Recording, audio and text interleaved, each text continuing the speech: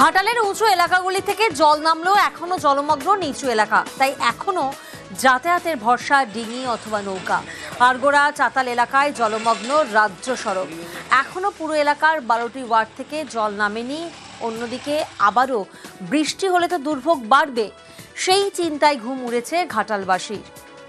প্রতিনিধি সুকান্ত এই মুহূর্তে আমাদের সঙ্গে রয়েছেন। সুকান্ত, ঘাটালবাসী কিভাবে এই পরিস্থিতি সামাল দেবেন?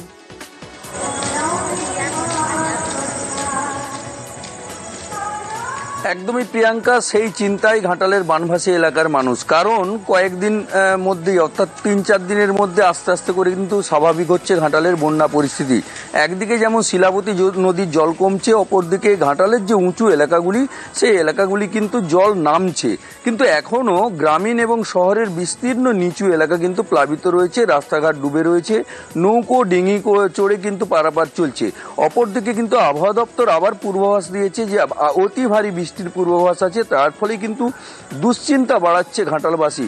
অর্থাৎ ঘাটালবাসীর মনে এখন একটাই চিন্তা যে আরো কতদিন এই জল যন্ত্রণা ভোগ করতে হবে। অর্থাৎ যদি বেশি বৃষ্টি হয় তাহলে কিন্তু আবারও ঘাটালের দুর্ভোগ আরো চরমে উঠবে।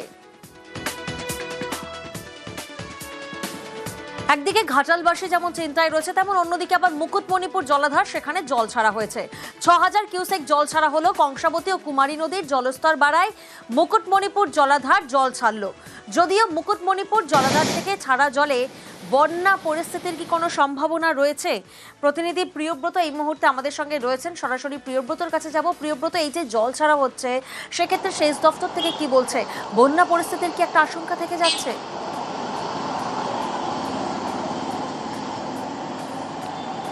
না প্রিয়াঙ্কা, বন্যা পরিস্থিতি এখনই কোনো আশঙ্কা নেই, কেননা মুকুটমণিপুর যে জলাধার সেই কংসাবতী এবং কুমারী নদীর যে পুরুলিয়া এবং বাঁকুড়া জেলাতে অববাহিকা আছে, সেই উচ্চ অববাহিকা এখনো জল আসতে শুরু করেছে এবং বাঁকুড়ার যে মুকুটমণিপুর জলাধার তার যে খনন ক্ষমতা 434 ফুট, সেই 434 ফুটের খুব কাছাকাছি 425 ফুট অতিক্রম করে যাওয়াতেই গতকাল রাত থেকে 6000 কিউসেক জল ছাড়া শুরু করেছে 4টি গেট দিয়ে।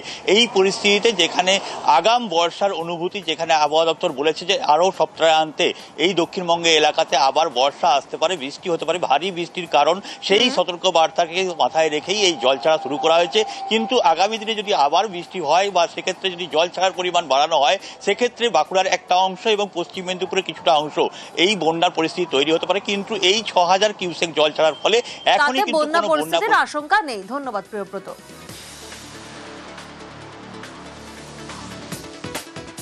অন্যদিকে আবার টানা বৃষ্টিতে ফুঁসছে কংসাবতীর জলে প্লাবিত চাষের জমি। পাঁশকুড়ার বিস্তীর্ণ এলাকা, সেখানে ফুল সবজি চাষে ক্ষতি হচ্ছে। প্রতিনিধি সুজিত এই মুহূর্তে আমাদের সঙ্গে রয়েছেন। সুজিত, এই যে ফুল চাষ এবং সবজি চাষে ক্ষতি হচ্ছে, সেক্ষেত্রে জেলা প্রশাসনের তরফ থেকে কোনো বিকল্প ব্যবস্থা নেওয়া হচ্ছে চাষিদের জন্য?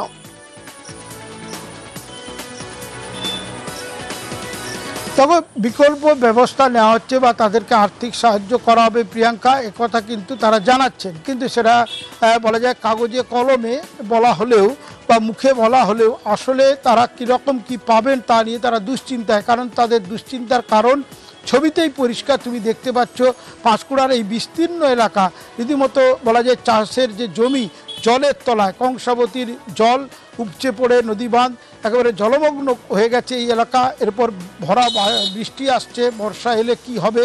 কারণ ফুল থেকে সবজি বিভিন্ন চাষ, কৃষি নির্ভর এলাকা পূর্ব মেদিনীপুরের। মাথায় হাত চাষিদের। আমরা প্রচুর আতঙ্কে আছি। কি পরিস্থিতি? আবার গত মরশুমে আমাদের অনেক ক্ষয়ক্ষতি হয়েছে, ফুল বাগানের ক্ষতি হয়েছে। হ্যাঁ, আবার এই মরশুমে আবার জল বেড়েছে, এবার পালের জল উঠে গেছে। আমরা পাঁশকুড়া 1 নম্বর পঞ্চায়েতের কংসাবতী নদীর ধার চরে আমরা ফুলের চাষ, এই ফুল চাষের উপরে আমাদের সারা জীবন কৃষির মধ্যে আমাদের চলে। কিন্তু বছরের পর বছর বন্যায় আমাদের যে ক্ষতি যা হয়, এই বছরও সেই একই ক্ষতি।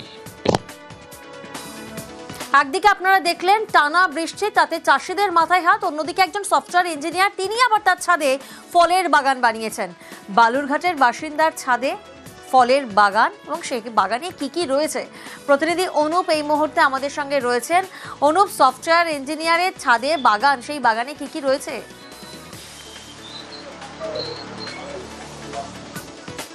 একদমই, দেখো প্রিয়াঙ্কা, এই সফটওয়্যার ইঞ্জিনিয়ার, তার নেশা ফল গাছ লাগানো, তাই বাড়ির ছাদে তিনি বাগান বানিয়েছেন এবং সেখানে সাদা জাম থেকে শুরু করে আম থেকে সবেদা, পেয়ারা, কুল কি নেই, সেখানে সে ছোট ছোট লাল শাক, যে শাক এখানে খুব বিখ্যাত, সেই লাল শাকেরও চাষ করেছে সেখানে।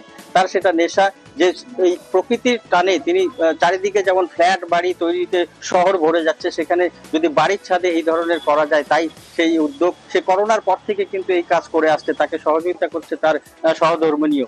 তাদের এই উদ্যোগ সাধুবাদ জানিয়েছে কিন্তু শহরবাসীও, কারণ শহরের যেভাবে ঘর বাড়ি বাড়ছে, যেভাবে বসতি বাড়ছে, ফাঁকা জায়গার অভাব হয়ে যাচ্ছে, সেই কারণেই এই উদ্যোগ তার। তিনি আনন্দের সাথে জানাচ্ছেন যে এইভাবে গাছ ফলন করলে যেমন মানুষ খেয়ে বাঁচছে, তেমন কিন্তু বাড়ির ছাদে সেই গাছ থাকার কারণে কিন্তু পশু পাখিরাও কিন্তু সেখানে এসে সেই ফল আহার করতে পারছেন। প্রিয়াঙ্কা, একেবারে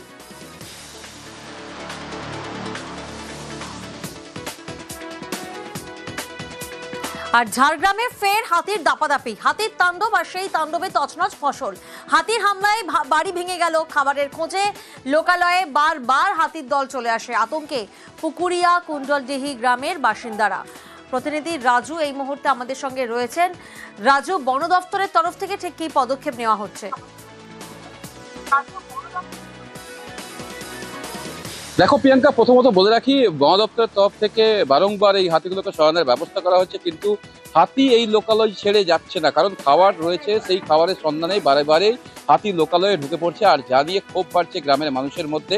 কারণ গ্রামের মানুষের বক্তব্য, বারংবার আমরা বন দপ্তরকে বলছি সেখান থেকে হাতি সরাতে, কিন্তু কোনো রকমের কোনো পদক্ষেপ নেওয়া হচ্ছে না।